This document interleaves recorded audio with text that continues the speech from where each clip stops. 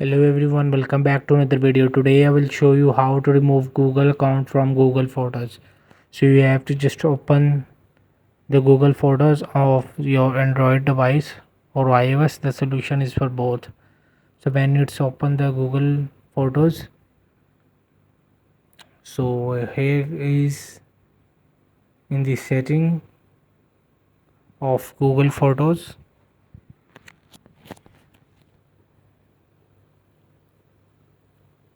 Use without account. So it will be used account without account. You will see the Gmail account icon is removed, so you will also remove the account totally. So if you want to remove to the account totally, you have to just follow the steps, and you have to setting and go to the Google's, and you have to click to the remove account.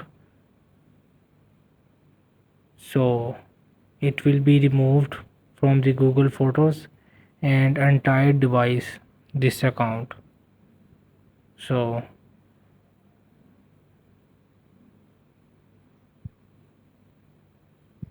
it will be removed account from Google Photos and Android device.